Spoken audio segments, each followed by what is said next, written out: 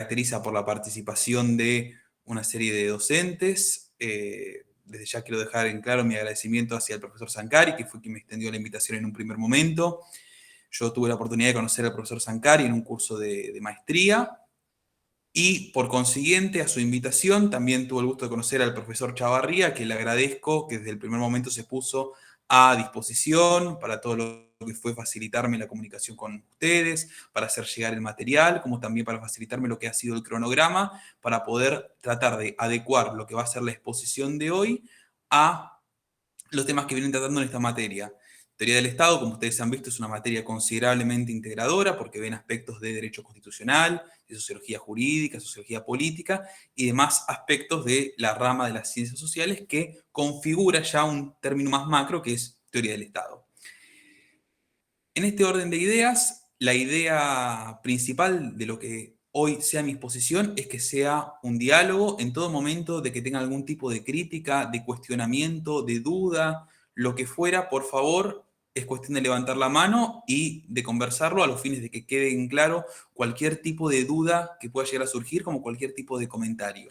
Porque el tema que vamos a tratar hoy, o que por lo menos voy a tratar de hacerles dar mi parecer, es un tema que es muy nutrido desde lo que es la perspectiva del derecho constitucional. Ustedes pueden ir a cualquier manual o tratado de derecho constitucional en el cual van a ver que este tema es considerablemente tratado con especial ponderación que hace a los decretos de necesidad y urgencia. En ese sentido, paso a compartir pantalla. Por favor, indique bien. ¿Se está viendo bien la pantalla? Sí, sí, sí. Perfecto. Bárbaro. Bueno, buenísimo. Los decretos de necesidad y urgencia han sido un tema que, reitero, la doctrina constitucional, sobre todo, la doctrina administrativa también, lo ha tratado con mucha profundidad, y sugiero para ello que si el tema les resulta de interés, lo profundicen en autores como Vidar Campos, lo profundicen en autores como Pablo Manili, como en Daniel Sapsay, que han dedicado y han dado especial atención a todo lo que hace este fenómeno, que son los decretos de necesidad y urgencia. Ahora bien, ¿por qué me pareció interesante traer a colación a esta clase, a este curso, los decretos de necesidad y urgencia? En un curso de teoría del Estado, ustedes entiendo que gran parte del tiempo de la materia lo invierten en el estudio y sobre todo en el análisis, teniendo en cuenta que esta es una cátedra que prioriza mucho el acceder a los datos, toda la cuestión vinculada a por qué puede llegar una persona a acceder al poder atendiendo a cuál es la agenda política existente. En ese sentido, cabría preguntarnos, en el marco de la agenda política, ¿los decretos de necesidad y urgencia son una parte integrante de esa agenda? Es decir, una persona al momento de votar, al momento de tomar una decisión de quién quiere que sea el presidente de la nación, ¿repara en la cantidad de decretos de necesidad y urgencia que hubiese emitido? Uno, por razón más lógica general, diría que no. La consiguiente pregunta es, ¿estamos al tanto realmente de los efectos que los decretos de necesidad y urgencia poseen en el plano político y en el plano institucional? O más aún, ¿afectan realmente los decretos de necesidad y urgencia en nuestra vida cotidiana? Para ello, voy a tomar como campo referencial todos los decretos de necesidad y urgencia que se hubiesen emitido desde los años 2011 hasta la actualidad, hasta hoy, 4 de octubre del año 2022, y vamos a tratar de determinar si realmente los decretos de necesidad y urgencia son una herramienta ajena a lo que es la política y a lo que es la vida política, o si realmente tienen una contundencia tal que debiéramos empezar a analizar a la hora de elegir a los representantes, si realmente los decretos de necesidad y urgencia hacen eficiente a la vida en sociedad y la vida política. Para ello, la presentación va a estar dividida en 3 grandes módulos o en 3 grandes objetivos. La primera parte vamos a destinarla a lo que es el estudio en rasgos generales de los decretos de necesidad y urgencia, a saber su tratamiento en la Constitución Nacional.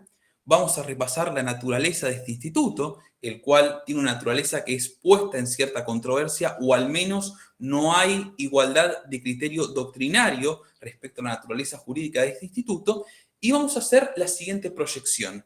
¿Cuál fue la idea originaria que tuvieron los convencionales constituyentes al momento de llevar a cabo la reforma constitucional del año 1994 y cómo se puede contrastar con la cantidad final de decretos que cada uno de los presidentes, con la reforma constitucional de por medio, ha emitido? El segundo bloque, vamos a tratar de analizar lo que han sido los decretos de necesidad y urgencia emitidos desde el año 2011 hasta octubre de 2022. Para ello vamos a tratar de establecer una serie de ejes temáticos que van a tener como finalidad agrupar a estos decretos de necesidad y urgencia atendiendo a criterios de materia que ulteriormente voy a tratar de explicar. Y vamos a atender también a cuáles son los fundamentos constitucionales del decreto, tanto desde la perspectiva de la argumentación constitucional del decreto, es decir, de lo que el decreto disponga, en qué medida se fundamenta en la Constitución Nacional, en concurrencia con cuáles son los motivos por los cuales el presidente considera que le asiste la facultad de poder dictar un decreto de necesidad y urgencia. Para ello, los periodos institucionales que vamos a tomar van del 10 de diciembre de 2011 al 10 de diciembre de 2015, del 10 de diciembre de 2015 al 10 de diciembre de 2019 y desde el 10 de diciembre de 2019, acá en la firmera dice agosto, pero la idea es que se extienda hasta lo que es octubre de este año 2022. Y por último, el bloque final va a estar destinado a una serie de conclusiones. Estas conclusiones van a ser reflexiones a partir de los datos, a partir de las estadísticas que podremos haber notado del estudio desde lo empírico, es decir, desde la cantidad de decretos y las materias respecto a los cuales dichos decretos versaban, como también analizar sus consecuencias en el plano político como en el plano jurídico. Y vamos a tratar de finalizar con un concepto acuñado por el profesor Mario Sarrafero, que es el de ceptocracia, que también se encuentra tratado en el artículo que oportunamente le he compartido a Alan del doctor Bercholk, referido justamente a esta cuestión de la esceptocracia. ¿Hasta acá hay alguna duda respecto al tratamiento que le vamos a dar a lo que es el conversatorio de hoy? ¿O estamos ya para avanzar? Está perfecto. Perfecto. Entonces, vamos a dar inicio primero con el marco constitucional de los decretos de necesidad y urgencia, que hace al inicio del primer bloque o módulo. En ese sentido, la Constitución Nacional actualmente regula los decretos de necesidad y urgencia en el artículo 99, que integra las atribuciones del presidente, en su inciso tercero.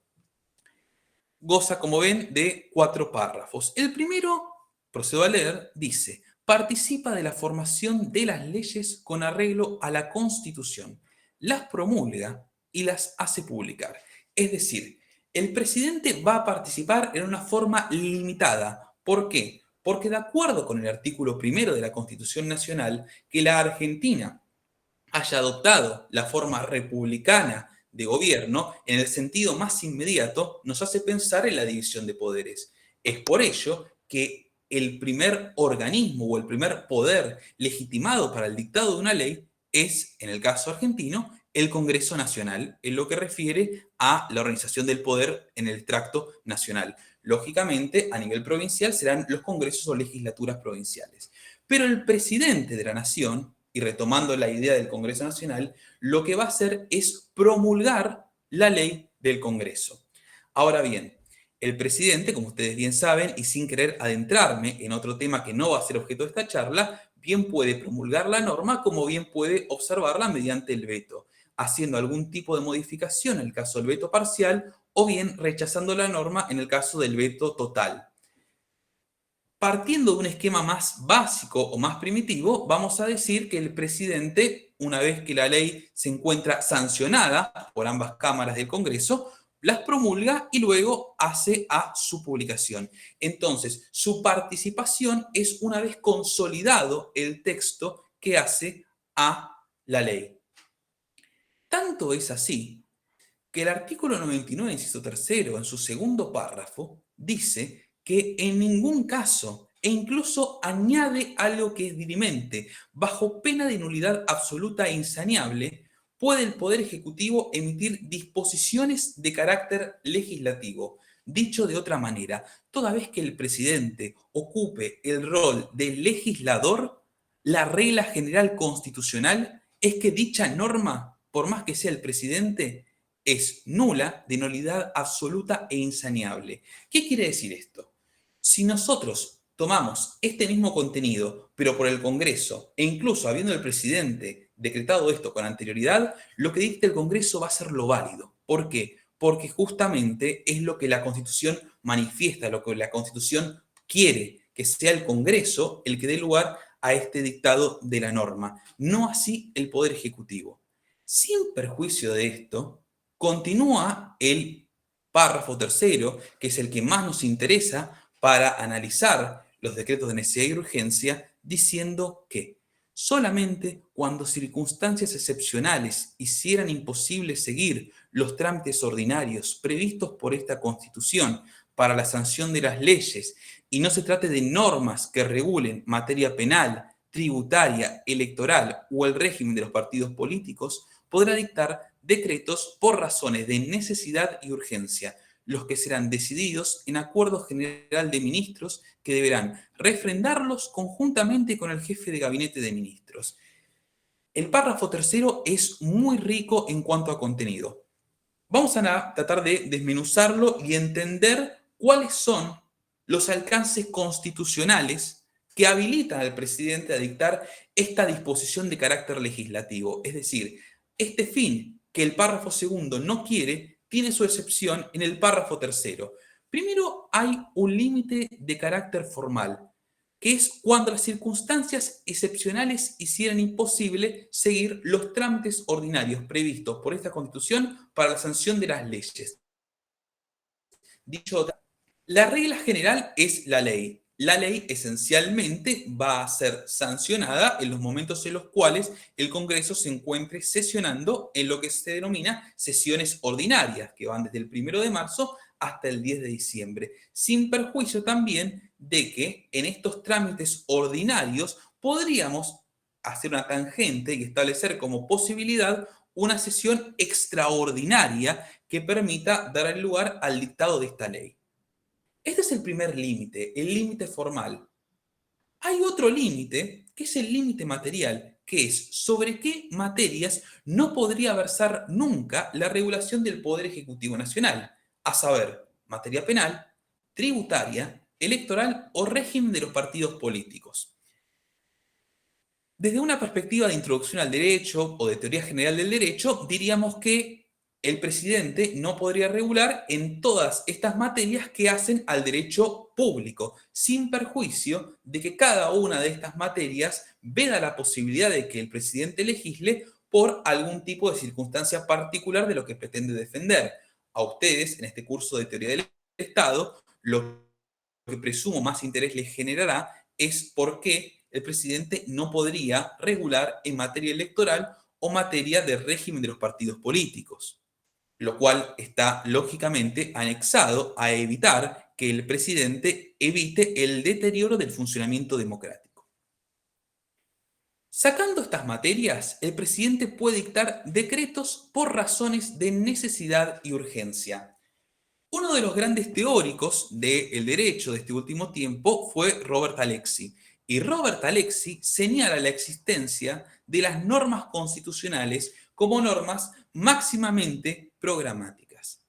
¿Qué implicancia tiene esto? Que la norma constitucional debe tener, en principio, poca operatividad en el plano práctico. Es decir, siempre y en todo lugar va a requerir la actuación de un agente público que ponga en práctica esta cláusula constitucional. Y esto se deja evidenciado en los decretos por razones de necesidad y de urgencia. Necesidad y urgencia, vamos a ver que son términos absolutamente valorativos. En este caso, van a ser a priori valorativos por el presidente en carácter de cabeza del Poder Ejecutivo Nacional en el acto de dictar estos decretos. A su vez, algo que me resulta interesante analizar es que la Constitución ha optado por la terminología decreto y no reglamento. vamos a ver en la firmina siguiente que parte de la inspiración de los decretos de necesidad y urgencia surge de un precedente de la Corte del año 1990 llamado Peralta. En ese sentido, cuando el Procurador General de la Nación elabora su dictamen, refiere a reglamentos de necesidad y urgencia. Tanto es así que esto se mantiene en lo que es el voto mayoritario de la Corte. Pero la reforma constitucional del año 1994 adopta el término decreto, que cuando veamos las conclusiones vamos a ver que, por lo menos a mi juicio, tiene injerencias en el plano práctico. Continúa este párrafo tercero diciendo que estos decretos de necesidad y urgencia serán decididos en acuerdo general de ministros que deberán refrendarlos, conjuntamente con el jefe de gabinete de ministros. Y acá nos adentramos en otro aspecto que es muy interesante tocar. La Constitución pareciera segmentar al jefe de gabinete de ministros respecto al resto de los ministros. A mi juicio, de este artículo 99, inciso tercero, párrafo tercero, no se desprende un concepto jerárquico. Es decir, el jefe de gabinete de ministros no se encuentra por encima de los demás ministros. Todos lo tienen que refrendar. Sin embargo, el convencional constituyente ha decidido por darle un tratamiento distinto por justamente la función que le otorga al jefe de gabinete de ministros en el párrafo cuarto. Vamos a leer el párrafo cuarto. El jefe de gabinete de ministros, personalmente y dentro de los 10 días, someterá la medida a consideración de la Comisión Bicameral Permanente, cuya composición deberá respetar la proporción de las representaciones políticas de cada Cámara. Esta comisión elevará su despacho en un plazo de 10 días al plenario de cada Cámara para su expreso tratamiento, el que de inmediato considerarán las cámaras. Una ley especial, sancionada con la mayoría absoluta de la totalidad de los miembros de cada Cámara, regulará el trámite y los alcances de la intervención del Congreso. Más allá de que esta parte de los decretos de necesidad y urgencia es sumamente interesante, no va a ser objeto de lo que va a ser el conversatorio de hoy. Por tanto, nos vamos a ceñir solamente a lo que es la actividad más propia al Poder Ejecutivo Nacional, pero es importante reflexionar sobre la idea de que el tratamiento en particular que se le da al jefe de gabinete es porque él va a ser quien personalmente defienda este decreto de necesidad y urgencia ante la Comisión Bicameral del Permanente, que no deja de ser un órgano propio al Congreso de la Nación. Vamos a ver que es un momento constitucional en el cual surge una clara interacción entre dos de los distintos poderes del Estado. Y el artífice de esta conexión es el jefe de gabinete de ministros. Rodolfo Barra, que es alguien al cual me voy a remitir en considerables oportunidades en lo que va a ser la exposición de hoy, dice que el jefe de gabinete, y hablando en términos más mundanos, es el as de espadas que posee el presidente. Es su principal figura, es su principal herramienta. Por ende, es lógico que la cabeza de los convencionales constituyentes haya sido el as de espadas quien vaya a defender lo que por regla el presidente no puede hacer. Lo puede hacer si hay necesidad y si hay urgencia, con las otras concausas que vimos en el párrafo tercero. ¿Cuál fue el plan original que tuvieron los convencionales constituyentes? Eduardo Menem, quien tuvo a su cargo el presidir la comisión que tuvo como finalidad reformar la Constitución en el año 1994, consideró que era idóneo la necesidad de regular lo fáctico, es decir, ya se venían manifestando una especie de decretos de necesidad y urgencia que aún no habían recibido dicha denominación en la realidad política argentina, razón por la cual se entendió como necesario que existan límites claros en el texto constitucional. Y para ello vamos a analizar brevemente lo que la Corte dijo en el caso Peralta. Peralta fue un caso en el cual se discutía la constitucionalidad de una normativa de emergencia dictada por el Poder Ejecutivo en lo referente a depósitos bancarios y cómo estos iban a ser devueltos.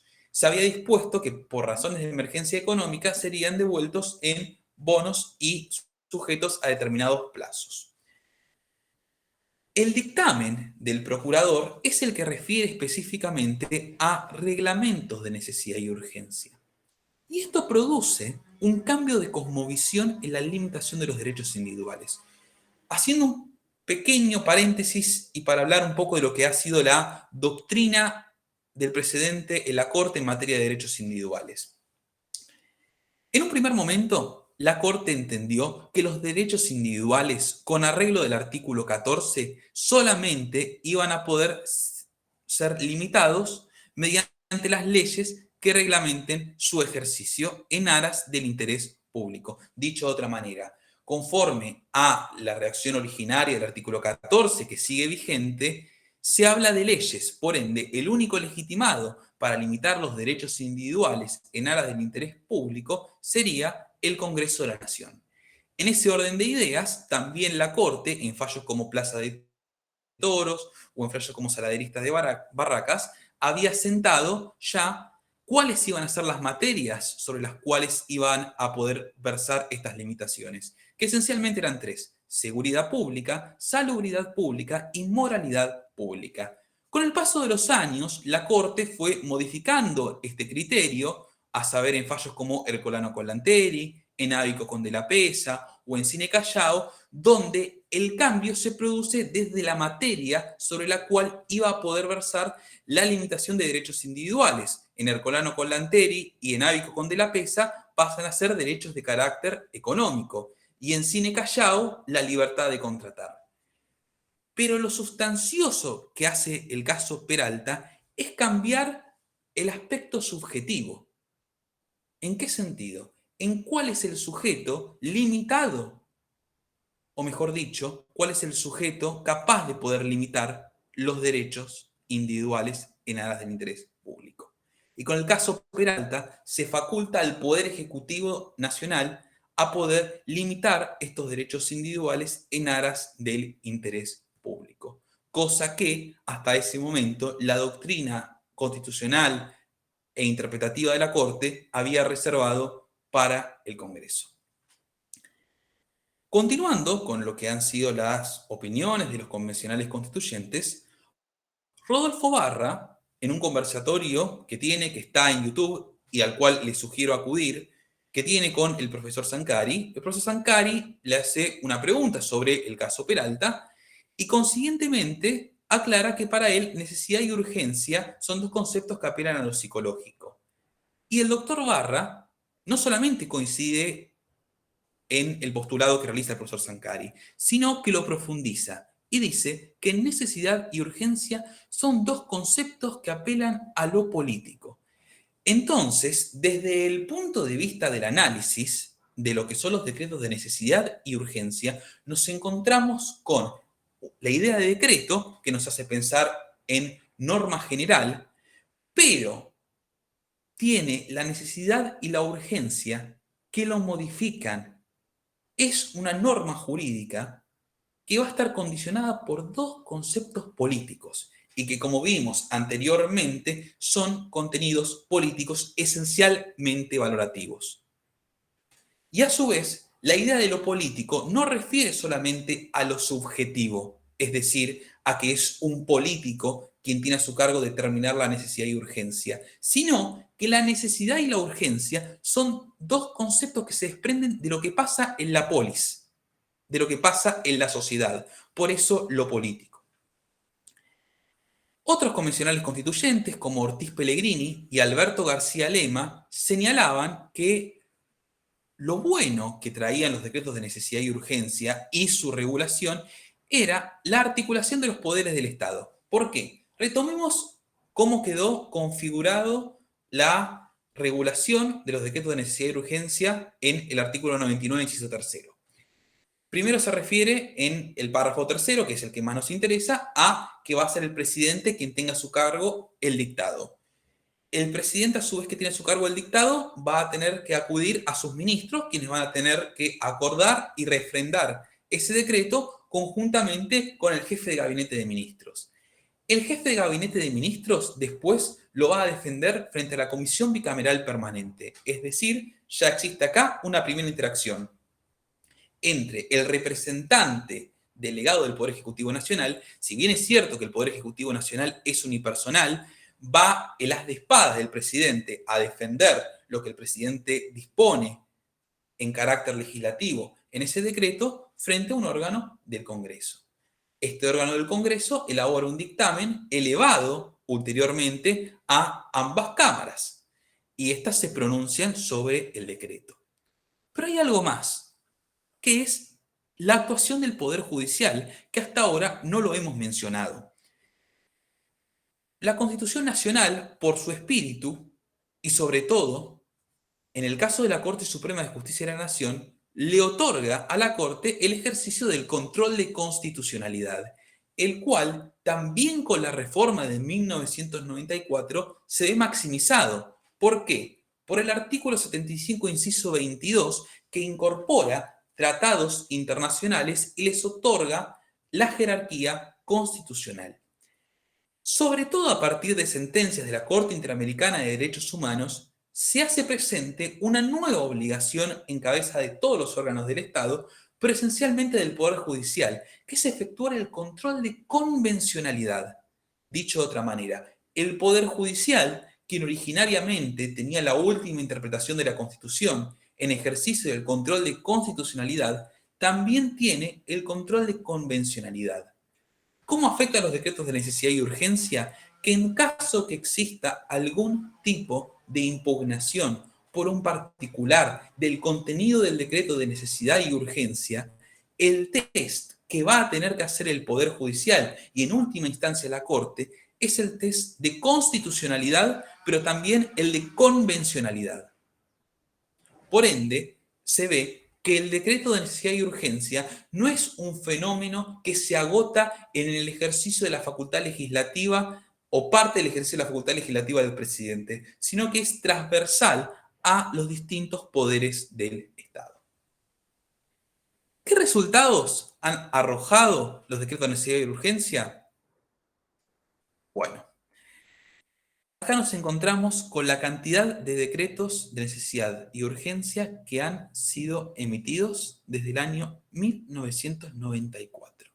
Nos encontramos, el pico máximo es muy claro, es en el periodo de Néstor Kirchner, del año 2003 al año 2007, lo sigue el periodo de Duhalde y lo sigue el periodo de Alberto Fernández.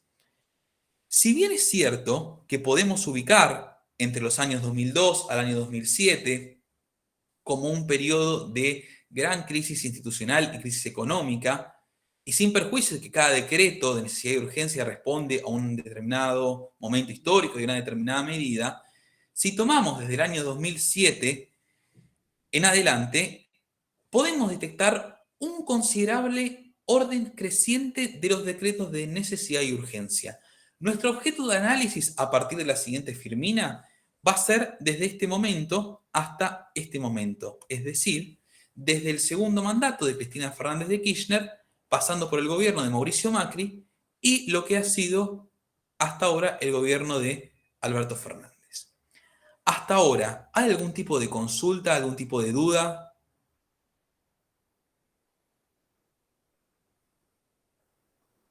No, pero está todo claro. Bueno, perfecto, me alegro. Entonces, vamos a adentrarnos ya en lo que fue el segundo bloque de esta exposición, que hace a los decretos emitidos entre el 10 de diciembre de 2011 hasta hoy, 4 de octubre de 2022. Aclaro que si hoy justo salió un decreto, no lo vi. Para ello vamos a plantear la idea de ejes temáticos que nos permitan agrupar a estos decretos de necesidad y urgencia. Son tres grandes los ejes temáticos que vamos a detectar desde el año 2011 hasta la actualidad, que son la regulación jurídica, el orden institucional, las políticas públicas y vida cotidiana, y el COVID-19, que se ha presentado como un factor absolutamente inesperado y que ameritó el dictado de una gran cantidad de decretos de necesidad y urgencia entre los años 2020 y 2021. Vamos a tratar de profundizar sobre qué hace a cada eje temático. Cuando yo me refiero a regulación jurídica, si bien todo decreto es regulación jurídica por ser una norma, voy a estar refiriéndome a cambios en el sistema jurídico como tal, a saber, modificaciones en algunas leyes que infieran en el plano jurídico, como se han producido modificaciones en cuanto al régimen del trabajo o en lo que hace al derecho procesal o en lo que hace a la postergación en la aplicación de un determinado código. Cuando hablo del orden institucional, voy a referirme esencialmente a los aspectos que hacen a las modificaciones dentro de la administración pública, la creación de organismos estatales, la modificación al régimen presupuestario o la modificación a la ley de ministerios, como por dar algunos ejemplos. Políticas públicas y vida cotidiana tiene como principal característica analizar todo aquello que es justamente una política pública, es decir, toda vez que el Estado detecta una determinada necesidad social y procura acatarla, o mejor dicho, atacarla, con algún tipo de decreto de necesidad y urgencia. Y por último, lo referido al COVID-19, que solamente lo veremos entre los años 2020 y 2021. Bien, 10 de diciembre de 2011 a 10 de diciembre del año 2015, Cristina asume su segundo mandato y emite dos decretos, el 246 del año 2011 y el 324 del año 2011 también. El 246 tuvo finalidad realizar una serie de modificaciones al régimen de jubilaciones y pensiones en lo referente a cuáles iban a ser los importes a cobrar de los jubilados y pensionados. Y el 324 del año 2011 tuvo como finalidad la modificación al presupuesto de la nación. Vamos a ver que una constante que se presenta en todos los poderes ejecutivos nacionales desempeñados por el presidente desde el año 2011 hasta el año 2022, siempre ha sido una constante la modificación del presupuesto. Y vamos a ver qué implicancia tiene esto desde un punto de vista práctico. Ya adentrándonos en el año 2012, fueron 11 los decretos emitidos. Como ven, en lo que es la vida cotidiana y políticas públicas fueron 3, en regulación jurídica fue 1, por lo tanto, en el orden institucional se registran que se dictaron 7 decretos de necesidad y urgencia. Voy a hacer mención a algunos en particular. Ven resaltado el decreto 1382 del año 2012.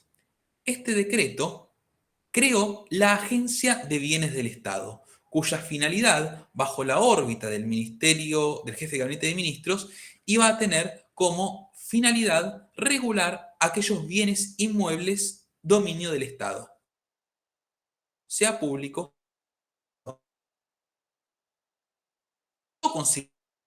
considerablemente la tarea, sobre todo de los artículos 234, 235 y siguientes, en los cuales se hace alusión al régimen de bienes del Estado en tanto dominio público o dominio privado. Acá entonces nos estamos encontrando con una creación de un ente estatal que hoy en día cumple un rol muy importante. En lo que hace a las vidas cotidianas y políticas públicas, el decreto 902 del año 2012 fue el decreto que dio origen al plan Procrear. Es decir, nos encontramos que una determinada política pública que ha tenido su injerencia en la vida cotidiana fue creada mediante un decreto de necesidad y urgencia. Este decreto, el cual su lectura yo recomiendo porque es muy rico de lo que es las obligaciones del Estado en proveer determinados servicios, en este caso la vivienda digna, y el derecho que por tanto le asisten a los ciudadanos a poder acceder a esta vivienda digna, nos encontramos con un gran desarrollo desde la perspectiva constitucional y convencional. Sin embargo, hay algo que no puedo dejar de mencionar, que es que en este decreto no se hace mención a la actuación de la Comisión Bicameral Permanente. Para que tengan una estructura básica de un decreto, en el decreto lo primero que va a figurar es la fecha, consiguientemente los fundamentos del decreto, es decir, por qué es necesaria la adopción de esa medida, y por lo general se estila al final indicar ¿Cuál es el fundamento constitucional? Es decir, por qué el presidente se encuentra facultado para dar lugar al dictado de ese decreto, en concurrencia con explicar cuál es el procedimiento ulterior. Algo que no está muy presente, pero cuando esté presente vamos a tratar de resaltarlo, es explicar la necesidad y la urgencia, cosa que en este decreto 902 de 2012 sí aparece manifestada la necesidad y la urgencia. Sin embargo, no aparece la actuación de la Comisión Bicameral Permanente. Esto, en cierto sentido, constituye un determinado mensaje, es decir, la adopción de un plan de estas características con prescindencia de la actuación del Congreso no deja de ser un mensaje que tiene su repercusión en la esfera y el plano político.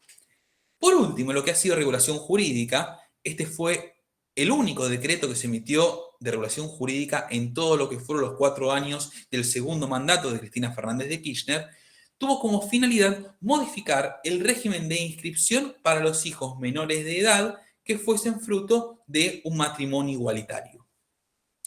Todos estos decretos, estos 11 decretos que fueron emitidos, tuvieron como fundamento constitucional el artículo 99, inciso tercero. Por ende, si bien es cierto que no se habla de la Comisión Bicameral Permanente en sentido literal, sí se la puede llegar a relacionar a razón de que aparece en el 99, inciso tercero.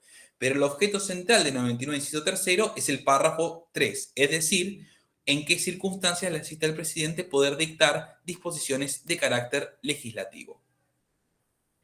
Para el año 2013 también fueron 11 los decretos dictados. ¿Hay alguna pregunta? Sí. Acá tengo una pregunta. Sí, Em, Estamos hablando específicamente como no, como no, es específicamente el segundo mandato de Cristina Fernández de Kirchner, ¿no? Pero correcto. particularmente sobre la política del procrear.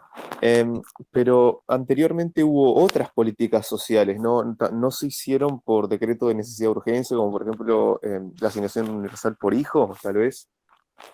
A ver, yo, como te digo, Luciano, el objeto es analizar lo que fue el periodo 2011 en adelante. La verdad, no he tenido la posibilidad de interiorizarme plenamente en otras medidas.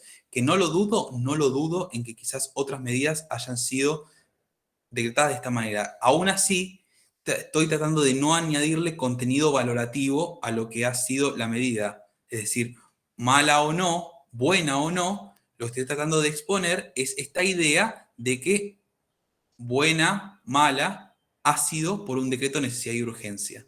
Y Ah, quizá claro, está bien, está bien. preguntamos si era mejor o no que fuese por ley. En lo que hace a este decreto, resalté dentro de sus bondades, esta idea de que sí se explica la necesidad y la urgencia, algo que quizás en otros decretos no ha estado presente. No sé si con esto, Luciano, puedo contestar. Sí, perfecto. Ahí lo entendí mejor. Sí, perfecto. Bárbaro. Bueno, ¿alguna otra consulta? Gracias, Luciano, por el comentario. Si no hay preguntas, entonces continuamos y vamos ya al año 2013. En el año 2013 fueron nuevamente 11 los decretos de necesidad y urgencia que fueron emitidos y lo interesante es que empieza a modificarse el paradigma. ¿Por qué? Porque hasta ese momento, por lo menos los decretos que fueron emitidos durante el año 2011 y el año 2012, es decir, los dos emitidos del 10 de diciembre de 2011 a el 31 de diciembre de 2011 y todos los de 2012, tuvieron como única consideración el artículo 99, inciso tercero. Mientras que aparece con el decreto 637 del año 2013, que crea un instituto de obra social para todas las Fuerzas Armadas, que antes solamente recibía la denominación del Ejército, y el decreto 1416 del año 2013, que hace una modificación presupuestaria al inciso primero de la Constitución Nacional en el artículo 99. Dicho de otra manera, el artículo 99, inciso primero, el cual ustedes deben haber ya analizado y en cuyo análisis no me voy a detener, sienta al presidente como jefe supremo de la nación, jefe de gobierno, responsable político de la administración y comandante de las Fuerzas Armadas. Dicho de otra manera, aparece una nueva cosmovisión en por qué al presidente le asiste el derecho a poder fundamentar un decreto. No es solamente porque la Constitución en casos de necesidad y urgencia se los permite, con sujeción a las dos concausas que son los límites formales y los límites materiales, sino que aparece porque el presidente reviste esta condición. Lógicamente, cada cual puede adjudicarle la interpretación correspondiente a cada decreto. Por ejemplo, si un decreto tiene como finalidad la modificación del presupuesto y parte del fundamento se encuentra en el artículo 99, inciso primero, uno podría decir que el fundamento es que el presidente es el responsable político de la administración. Por ende, esto lo habilitaría a poder dar lugar a el dictado de este decreto sin perjuicio de las circunstancias del 99, inciso 3. ¿Se entiende este cambio de paradigma? Parece menor, pero si empezó a modificarse es porque evidentemente se procuró que empiece a tener injerencia. Otro decreto resaltable es el 566 del año 2013, en el cual también hay un desarrollo muy extenso de la necesidad y la urgencia. Justamente en esta cuestión del contenido valorativo que le asignamos a la necesidad y urgencia, a mi juicio es muy importante y es muy sano que el Poder Ejecutivo Nacional dé sus explicaciones de por qué existía en ese momento necesidad y urgencia en buscar regular esa determinada situación. En ese sentido, también vamos a encontrar durante el año 2013, que también estuvo presente en el año 2012, otra de las grandes variables en el orden institucional de los decretos, que es la modificación a la ley de ministerios. Cuando hablamos de modificación a la ley de ministerios, no lo vamos a tratar de circunscribir a decir nace un nuevo ministerio. Esto va a cambio de competencias de un ministerio a otro, unificación de ministerios, ascenso de secretaría a rango ministerial, etc. En este caso fue el 636 del año 2013. En el año 2014 se redujo la cantidad, fueron 10 los decretos de necesidad y urgencia emitidos. Sin embargo, lo interesante es que incluso siendo 10, cambia el paradigma del fundamento, porque mientras que antes, si lo comparamos con, por ejemplo, el año 2012, era solamente el 99, inciso 3, ahora es el 99, inciso 1 y el 99, inciso 3. En ese sentido, un decreto que ha sido muy importante fue el 82 del año 2014, en el cual tuvo como fin una política pública que fue muy importante, como lo ha sido el plan Progresar. De nuevo, es muy interesante, o lo interesante que surge de estos decretos, por lo menos a mi juicio, es ver cuáles son los fundamentos, sobre todo en el orden convencional, que el Poder Ejecutivo da a la necesidad de llevar a cabo una respuesta por estos medios. Lo mismo ocurre con el decreto 606 del año 2014, que crea el Fondo para el Desarrollo Económico Argentino. Es decir, más allá de la valoración que uno pueda tener de la política en cuanto a que nos guste más un candidato u otro, que nos guste más una medida u otra, si tratamos de hacer un análisis más bien objetivo de los decretos de necesidad y urgencia en cuanto a su fundamento y espíritu, es destacable siempre en tanto y en cuanto no solamente el decreto sea válido desde lo formal, del 99 inciso tercero, sino también que goce de la validez intrínseca basada en fundamentos constitucionales, convencionales y de normativa jerárquicamente inferior. En el año 2015 también fueron 10 los decretos emitidos y es en el único momento del análisis de estos decretos en el cual vemos que se emitieron igual cantidad de decretos en el orden institucional que lo que han sido las vidas cotidianas y las políticas públicas. Fueron 5 en ambos casos. 2 de estos decretos se fundaron en el 99, inciso 3. Los 8 restantes en el 99, inciso 1 e inciso 3. Sí es destacable que de estos decretos que modificaron el orden institucional, 2 fueron modificaciones al presupuesto y 2 fueron modificaciones a la ley de ministros. ¿Qué balance nos arroja entonces lo que fue el ejercicio de los decretos durante el año 2011 a 2015? Bueno, la materia imperante ha sido el orden institucional, que es una variable que creo que en un único caso se va a modificar, en el cual políticas públicas superó al orden institucional. Orden institucional es la materia por antonomasia, sobre todo las dos variantes que mencionamos, es decir, modificación a la ley de ministerios y modificación presupuestaria. Hay solamente un único decreto que hace a la regulación jurídica en sentido estricto, o por lo menos en el sentido que traté de darle, y en lo que es políticas públicas, por lo general el número se mantiene, salvo en el año 2015, que fue en el momento en el cual más creció. Y en cuanto a fundamentos constitucionales, el 60% fueron fundados en el 99, inciso 3. El otro 40% en el 99, inciso 1 y 3.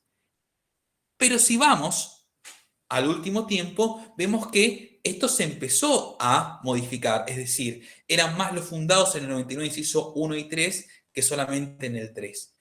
Esto es algo que se va a mantener en el tiempo. Y vamos a ver, cuando analicemos el balance de Mauricio Macri, que esto se invierte. Mauricio Macri asume el 10 de diciembre del año 2015 y hasta el 31 de diciembre de este año emitió 5 decretos de necesidad y urgencia. Lógicamente, con el ascenso al poder, viene una lógica modificación de la ley de ministerios y es sano que esto ocurra en cualquier tipo de gobierno. Lo mismo ocurrió cuando el 10 de diciembre de 2019 asume Alberto Fernández. Se produce una modificación a razón de que el presidente puede estimar que es mejor un ministerio para una determinada área que otra, atendiendo a cuál es su plan político o cosmovisión política. Sí es interesante que se produce una modificación al presupuesto. Las modificaciones al presupuesto, a mi juicio, no solamente responden a un desequilibrio financiero que puede llegar a tener nuestro país, sino también que es el consentimiento que le va a dar el presidente a su jefe de gabinete de ministros. ¿Por qué? Con la reforma constitucional, el presidente es el responsable político de la administración general del país, pero no es quien tiene a su cargo la ejecución. La ejecución le corresponde al jefe de gabinete de ministros.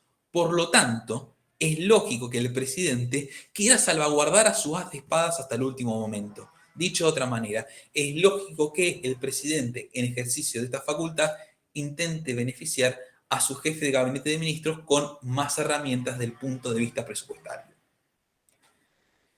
Continuando con el análisis de estos decretos, aparece otro decreto que tuvo como finalidad postergar la entrada en vigor del Código Procesal Penal de la Nación, otro que crea un departamento de capacitación bajo la órbita de la Corte Suprema, y se crea el Ente Nacional de Comunicaciones. Nuevamente, este es un decreto muy rico en cuanto a análisis constitucional. ¿Por qué? Por todos los artículos que son mencionados, voy a tratar de hacer hincapié en el artículo 33, que es el que permite entender al derecho a la comunicación como un derecho implícito, y usa el presidente Rodríguez María Belén como parte del nexo argumentativo. En cuanto a los fundamentos constitucionales, este último, como el que modifica el presupuesto, están fundados en el 99, inciso 1 y 3, mientras que todos los demás solamente en el 99, inciso 3. Este es en el único momento en el cual el 99, inciso 3 solamente vuelve a sobrepasar a los incisos 1 y 3. Durante el año 2016 se emitieron 12 decretos de necesidad y urgencia. 10 modificaciones en el orden institucional, de las cuales 4 tuvieron como finalidad modificar el presupuesto, es decir, el 25% de la actividad de DNUs en el orden institucional tuvo como finalidad modificar el presupuesto. No únicamente modificar el presupuesto aprobado por el Congreso, sino también, por ejemplo, en determinados planes de inversión que tenían las provincias, se les dio un determinado apoyo, sugirió una determinada modificación en cuáles iban a ser los avances y por lo tanto se les trató de dar algo más de dinero. Y ocurrieron 2 modificaciones en materia de políticas públicas. Vemos que esta idea de que las políticas públicas no traten de ser los decretos predominantes está presente.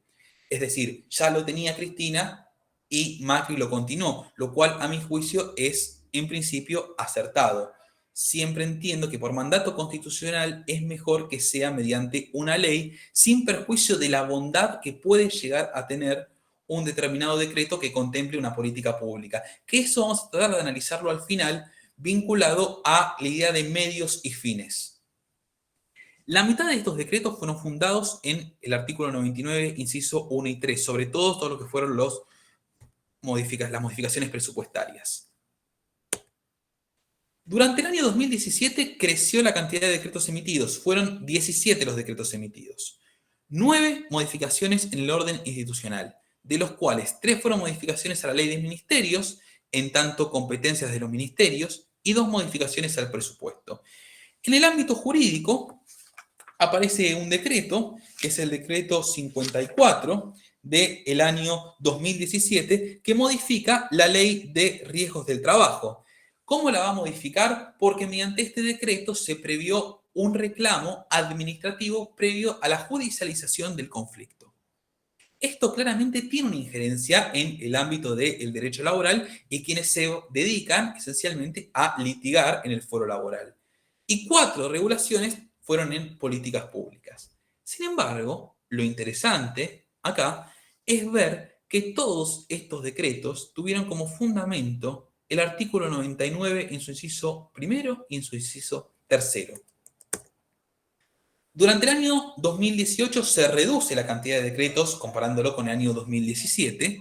Si se quiere también otro tipo de estudio a poder abordar es qué cantidad de decretos se emiten cuando hay elecciones respecto a cuando no hay, porque vamos a ver lo que pasó en el año 2019 después.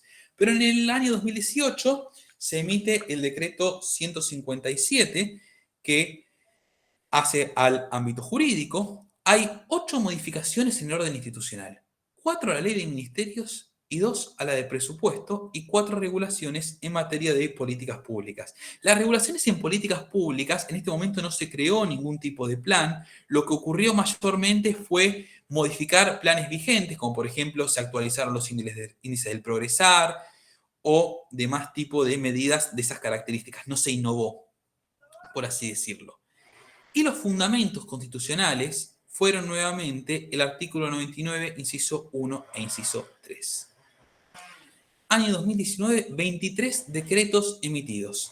Lo que fue el periodo de Macri fue el momento en el cual más decretos de necesidad y de urgencia se emitieron. Y es, a su vez, hasta el momento donde mayor cantidad de decretos fueron emitidos en el ámbito jurídico. Se emitieron 3 decretos. El 62 del año 2019, el 669 del año 2019 y el 795. Tuvieron por objeto, uno, la creación de un programa de protección para testigos e imputados, el cual ulteriormente en el año siguiente, 2020, fue derogado.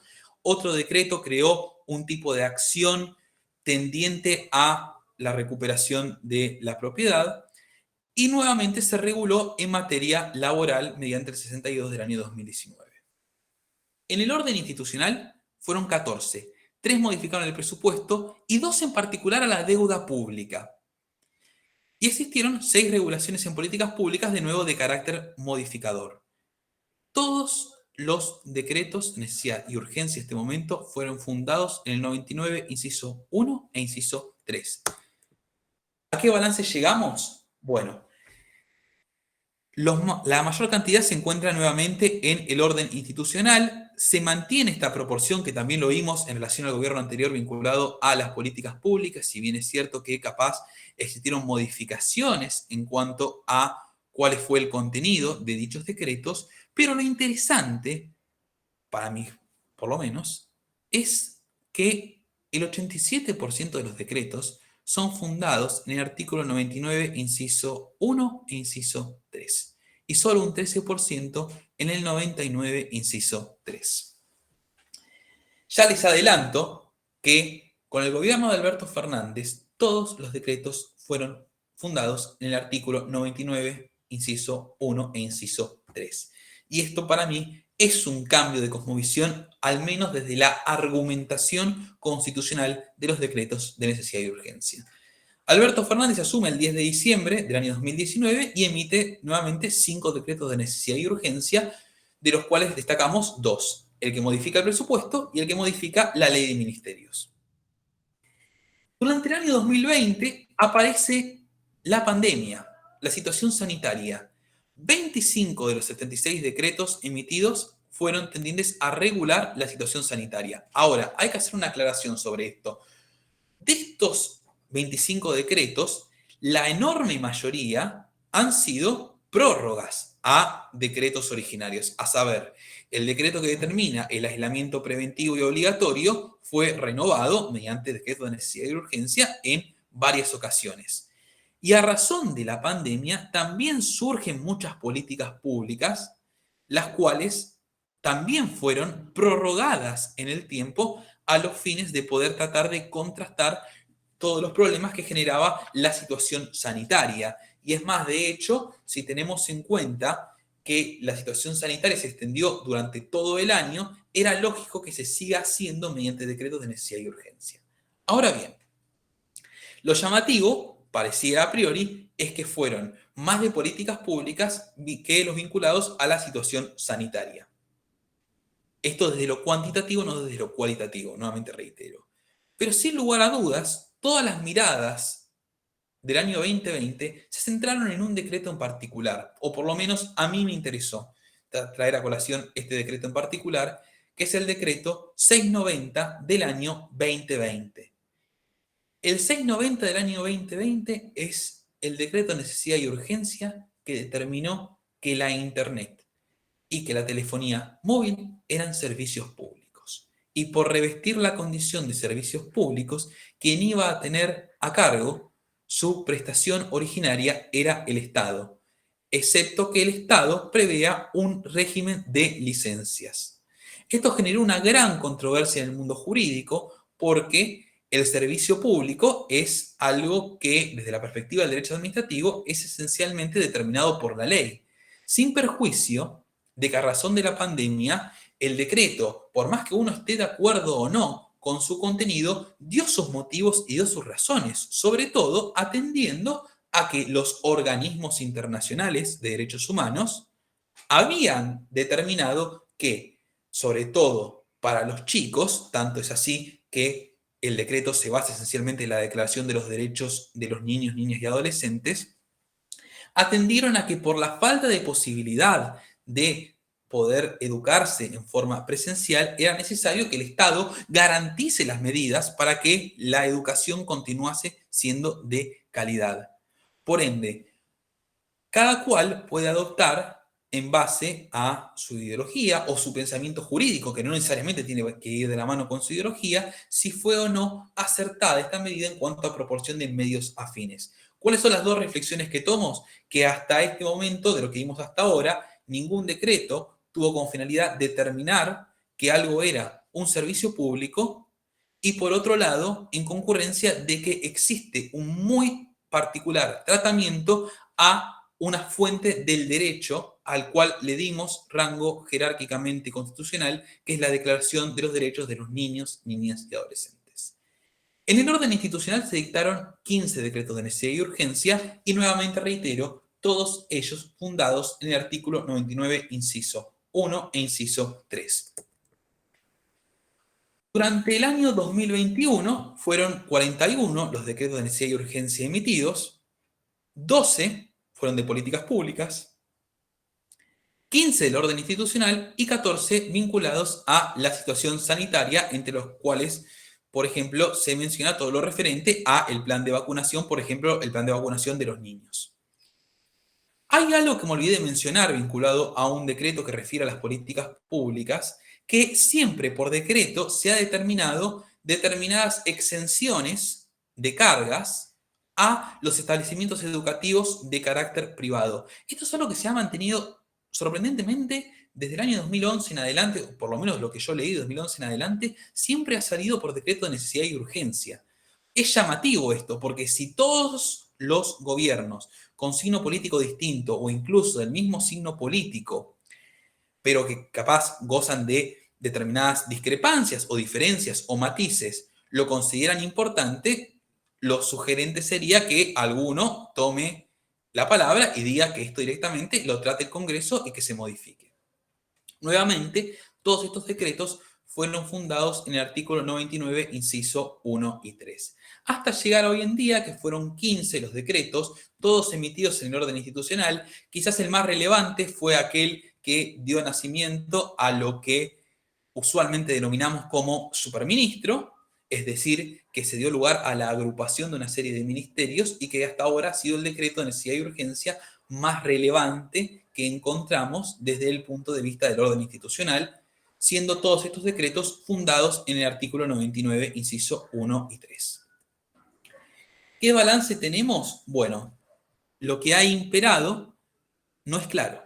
¿Por qué? Porque hay momentos en los cuales los de políticas públicas se han puesto por encima, como en el año 2020, en otros la situación sanitaria, de hecho en el 2020 y en el 2021 son los que más presencias tienen, si los sumamos, y en el orden institucional, por lo general, el criterio es más o menos parecido, ¿no? Pareciera que siempre oscila entre los 14, los 15, pero sí vale destacar que hay un crecimiento. Si tomamos desde 2011, que quizás en el orden institucional eran o 7 o 5, se duplicaron.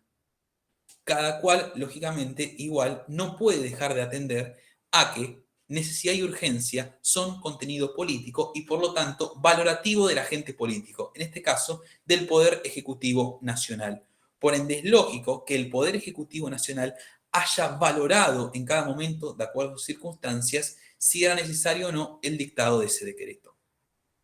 ¿Hay alguna pregunta hasta acá? Porque ya nos vamos a entrar en el último bloque, que ya imagino deben estar cansados de escucharme.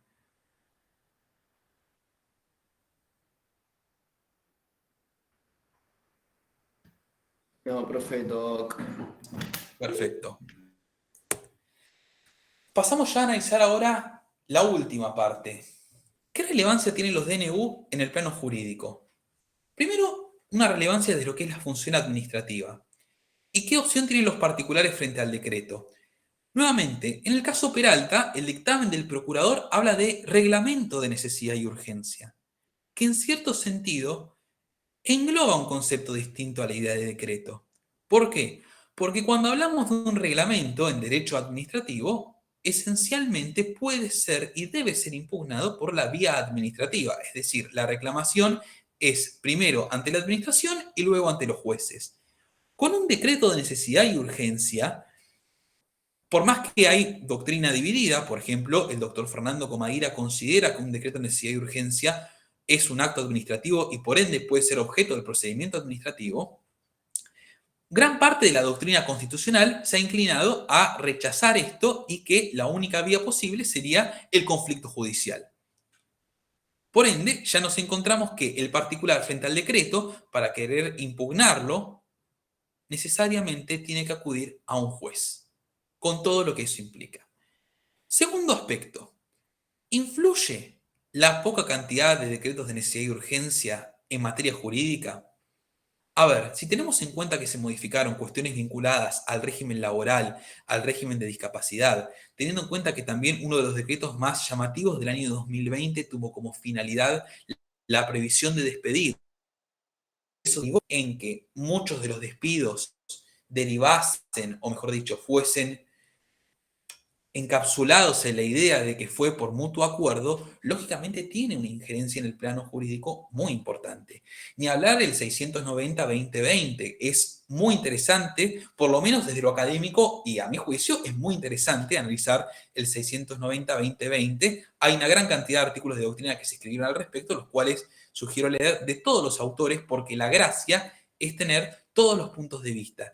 Y lo vamos a tratar de analizar sobre el final de la exposición cuando hablemos del preámbulo particularmente. ¿Y por qué un instrumento jurídico al merced de la política? Nuevamente, quien va a emitir el decreto de necesidad y urgencia es el presidente. El presidente es un político, el presidente analiza la vida política, la vida en la polis. Razón por la cual este instrumento jurídico excepcional que tiene bajo su poder necesariamente supone valoración de la política, de lo que ocurre en la polis. El detectar la necesidad o la urgencia, o la supuesta necesidad y urgencia, porque de nuevo es valorativo, es lo que hace que el decreto de necesidad y urgencia sea un instrumento jurídico, porque es una norma jurídica, que está al merced de la valoración política.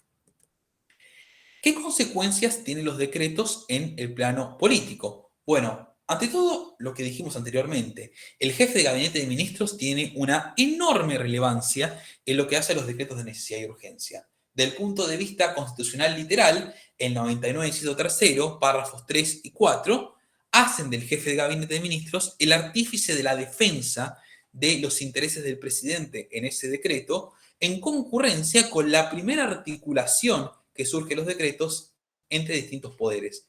Ejecutivo, o mejor dicho, el representante de la cabeza del Poder Ejecutivo y el Poder Legislativo.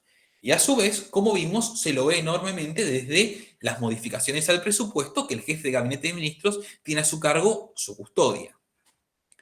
El Congreso frente a los decretos de necesidad y urgencia es otro de los puntos más interesantes. ¿Por qué? Porque hasta ahora siempre estamos hablando de que quizás el decreto de necesidad y urgencia es una vía más bien excepcional, pero ¿qué pasa cuando el Congreso no detecta la problemática teniendo el deber de legislar? Porque el Congreso tiene el deber de legislar. En la medida en la cual el Congreso no legisle, permite el avance del Poder Ejecutivo Nacional en el dictado de estas normas que el Congreso no legisla. A su vez, un gran profesor de esta casa de estudios, que es Juan Vicente Sola, que ha dedicado gran parte del estudio académico del derecho constitucional a lo que es el derecho constitucional económico, nos haría pensar que un decreto de necesidad y urgencia es considerablemente o económicamente más eficaz. ¿Por qué? Porque lo dicta el presidente, lo defiende el jefe de gabinete, elabora el dictamen de la comisión y el Congreso se expide o no sobre su validez. ¿Qué implica todo un proceso parlamentario? Implica su ingreso parlamentario, asignarle su tratamiento en una comisión, que eventualmente esa comisión reciba el tratamiento también por otra comisión. Por ejemplo, si un determinado proyecto involucra también la actuación de la comisión de presupuesto, que esto después se elabore un dictamen, que el dictamen sea único, que el dictamen se vea postergado, que después sea discutido en la Cámara de Diputados y después en la Cámara de Senadores. Es decir, el tratamiento es considerablemente mayor en el Congreso. Por ende, desde una perspectiva temporal y más de una emergencia, el DNU impera o se impone como algo que podríamos llegar a decir en este contexto saludable. Dicho de otra manera y reiterando la idea central. Si el Congreso no legisla, el Poder Ejecutivo Nacional va a legislar si entiende, si valora que hay una necesidad y una urgencia.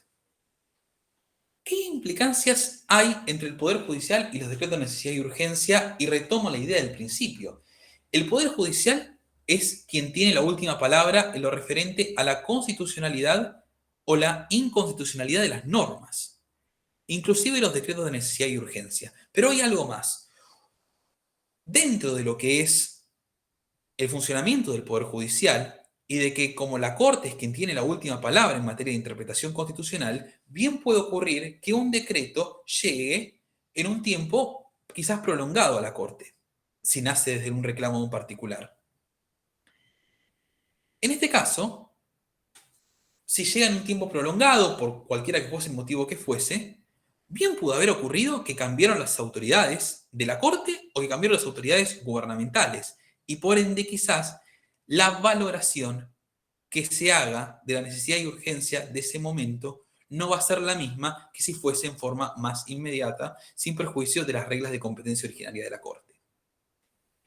Y por último, una última consecuencia que quiero analizar en esta firmina, hay otra última firmina, es ¿qué relevancia trae el artículo 99, inciso primero en la política? Bueno, para mí es un mensaje.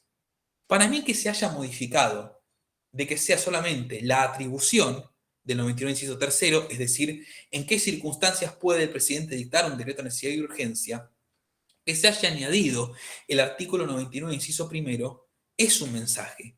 Es indicarle a los demás poderes quién es el Poder Ejecutivo Nacional, con todos los títulos, con todas las atribuciones y funciones que este inciso da al presidente.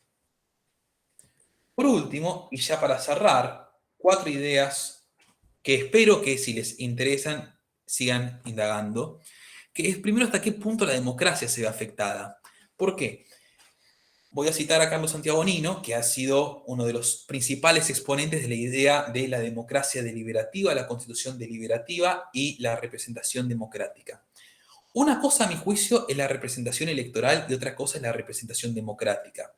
Si bien es cierto que por las reglas de la democracia electoral, el que asume el cargo de presidente es uno y único, Y más allá de la omisión del Congreso, la cual muchas veces no podemos dejar de destacar, es, a mi juicio, mejor a los fines democráticos que se dé un tratamiento en el Congreso por la existencia de una mayor pluralidad de las voces de la representatividad, al menos desde lo que es el sistema de partidos políticos. Una segunda idea, un país al exceso de la ley. Carlos Santiago Nino escribe un libro que es maravilloso, que se llama Un país al margen de la ley. ¿Y por qué digo un país al exceso de la ley? Por la última tendencia que ha sido creciente en el dictado de decretos de necesidad y urgencia. Y a su vez, un país al exceso de la ley, porque la ley, ¿qué dice la Constitución? Necesidad y urgencia, nada más que eso. Por ende, si tenemos en cuenta esto, pareciera que siempre estamos en necesidad y urgencia, porque en todo momento está el Ejecutivo habilitado al dictado de un decreto de necesidad y urgencia. Volvamos un minuto a el inicio de la clase o de la charla, en esta cuestión vinculada a los temas de la agenda o los temas que nosotros tenemos en consideración al momento de hacer una evaluación de un agente político. El profesor Bercholk tiene todo un trabajo que es realmente excepcional, destinado a analizar los discursos presidenciales desde la vuelta a la democracia, e infiere también en otro artículo que el contenido está mutando a un contenido considerablemente más económico. Términos como inflación, términos como inversiones, oferta y demanda son más usuales en los discursos de los políticos en general, presencialmente de los presidentes. ¿Qué es lo que hace esto? Esto hace que, en la medida en la cual la agenda más incluya algunos aspectos, más quite otros. ¿Qué es este otro aspecto que quita? Los decretos de necesidad y urgencia. ¿Por qué? Porque debería ser importante, porque ya vimos que los decretos de necesidad y urgencia muchas veces regulan aspectos centrales de las políticas públicas o de la vida cotidiana. Buenas o no, nos gusten o no, estemos de acuerdo o no, lo hacen. Por ende, es necesario empezar a replantearse dentro de la agenda cuál es la actividad legislativa presidencial. Y por último, que invito a que con esto queden más dudas que certezas. Ramón Vidar Campos, que ha sido, a mi juicio, el máximo exponente del constitucionalismo en la Argentina, señala que el preámbulo son los fines y los valores que pregona la Constitución. Ahora bien, la Constitución, en el preámbulo, aclara más bien en rasgos generales cómo se tiene que llegar a estos fines. Ahora, mi pregunta sería la siguiente. ¿El DNU vimos que puede llegar a ser un medio adecuado para lograr estos fines, por lo menos desde su contenido? Ahora, ¿es proporcional que el DNU sea el medio para llegar a los fines de la Constitución o hay algo errático en el sistema institucional que deriva en que sea el DNU el que logre consolidar algunos fines que el preámbulo contiene? Habiendo dicho esto, y ya no quiero hacerlos invertir más tiempo en esto, les agradezco por haberme escuchado. Quedo atento a cualquier tipo de pregunta, duda, inquietud que puedan llegar a tener.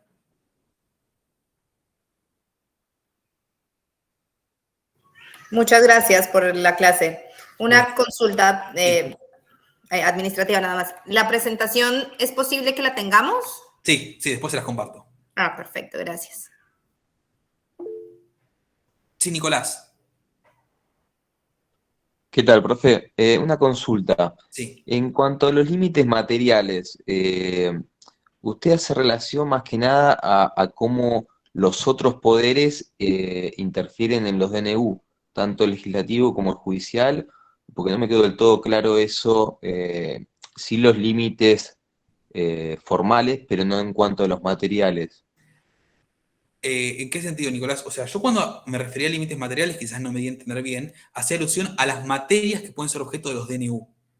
Por ende, lo que hace la Constitución es decir qué materias no pueden ser objeto de DNU, que es materia penal, materia tributaria, régimen electoral o sistema de partidos políticos.